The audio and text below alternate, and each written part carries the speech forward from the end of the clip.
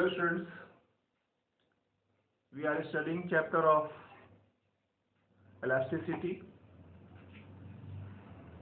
Property of elasticity was discussed in previous class, in previous video, and some introductory information was given about this chapter like stress, strain, type of stress, type of strain. For your benefit, I am revising again. Stress is restoring force per unit area. When you are going to deform a body,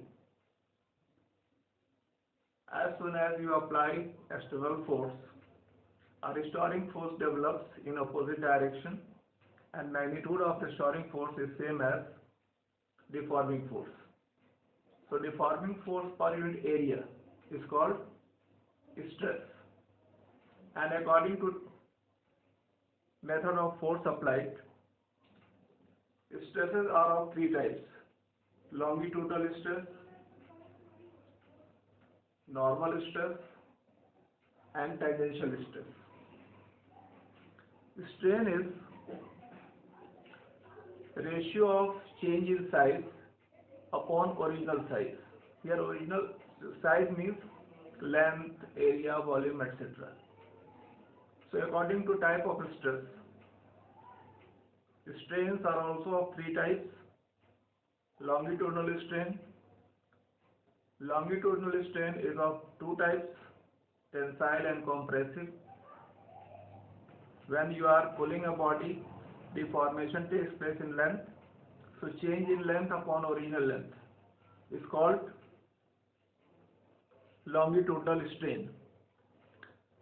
When a body is pressed, pressure is applied from all directions, deformation takes place in volume, and this deformation is called volumetric strain, and it is given by change in volume upon original volume.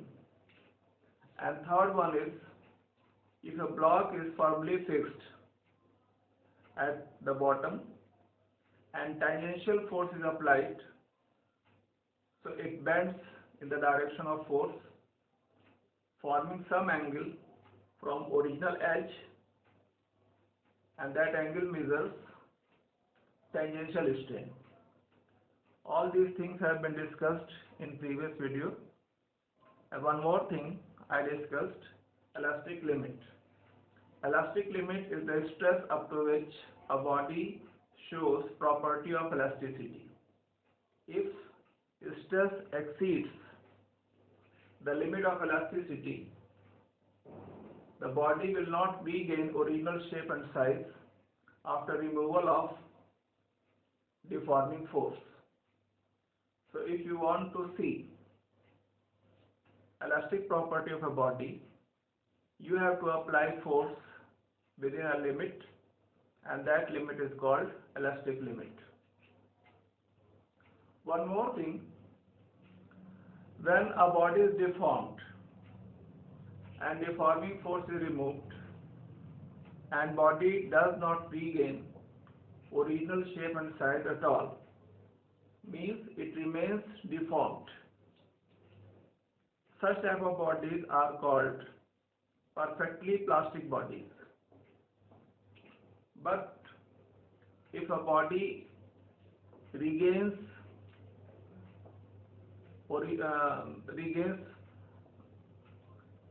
original shape and size by very small amount, negligible amount, then that type of body is called plastic body. For example, mud. Suppose you are having a piece of mud. It is pressed, indentation mark is seen. Now you remove your finger or thumb. That indentation mark remains as it is. Hardly any regain in shape or size is seen. So such type of body is called plastic body. Neither we have perfectly elastic body in nature nor perfectly plastic bodies. All the bodies are either elastic or plastic. Neither perfectly elastic nor perfectly plastic. Now we are going to continue from that point. Hooke's law. According to Hooke's law, stress is directly proportional to strain. Very easy to understand. More the deforming force applied, more the stress, because deforming force is equal to restoring force. So more the deforming force, more the restoring force. And restoring force per unit area is called stress. And secondly, more the deforming force, more the deformation. More the deformation means more the strain. So if you combine all these conditions directly, you can say that stress is directly proportional to strain. But this condition holds within elastic limit.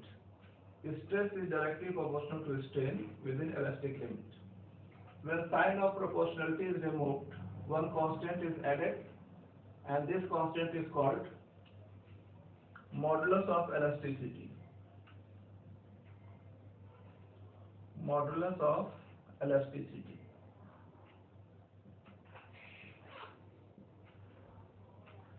Therefore, K is equal to stress upon strain.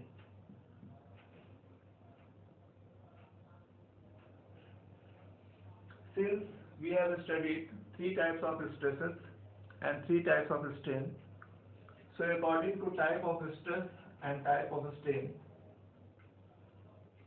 modulus of elasticity is also of three types. The three types are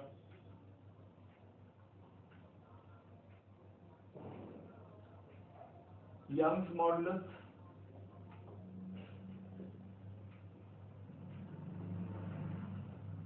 symbol is Y, longitudinal stress upon longitudinal strain. It is property of solids only. Second one is bulk modulus.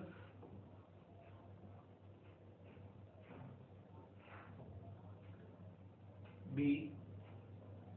It is normal stress. Normal stress is also called pressure upon volumetric strain. Since deformation is taking place in volume, therefore it is property of all the states of matter, that is solid, liquid and gas.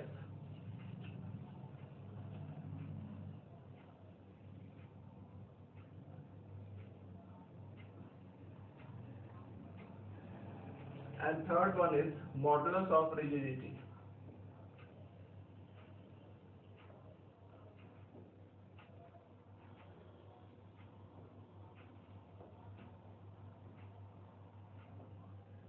And it is ratio of shearing stress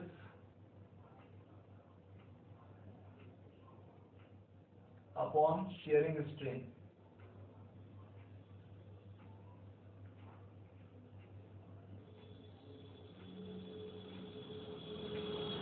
Since this modulus measures rigidity, rigidity is property of solids only. So it is property of solids. So these are three modulus of elasticity, and again I remind, these three are moduli of elasticity, and moduli of elasticity is defined within elastic limit. Therefore all these formulae are applicable within elastic limit.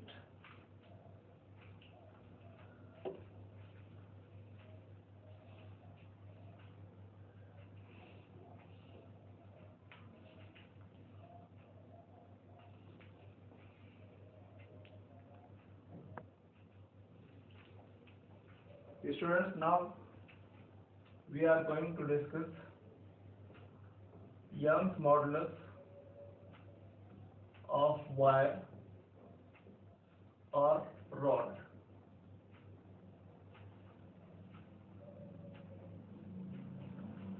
Suppose it is a wire or rod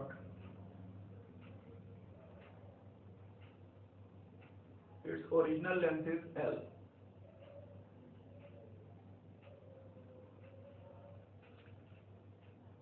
Cross-sectional area is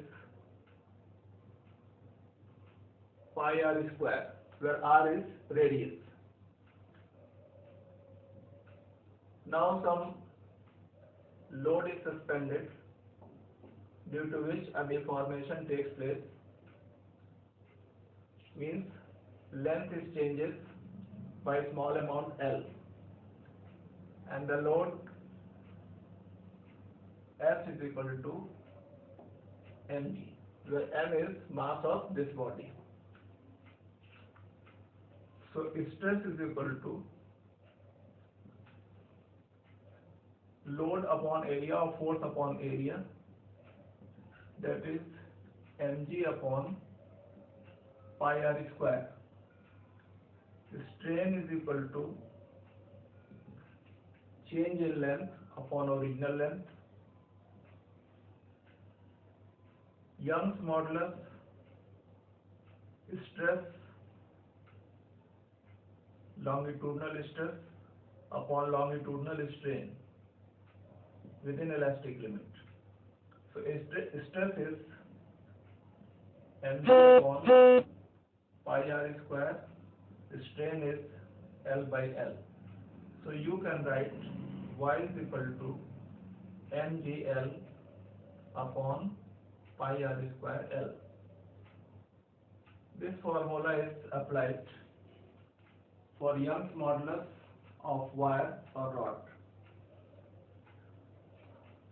Students, if you are asked to check or to compare two materials, whether this material is more elastic or second material is more elastic, then you have to check on the basis of moduli of elasticity. Young's modulus, bulk modulus, or modulus of rigidity. The material for which value of moduli of elasticity is more elastic. Practically, if you are given two materials of identical shape, suppose you are given iron rod and rubber rod of same length and same cross section, and you are asked to deform, you will feel more opposition in deforming iron rod. Therefore, iron rod is more elastic than rubber. In other words, the rod or the material for which you require bigger force for deformation is more elastic. So this is all about today's video. Thank you, students, for paying attention. God bless you.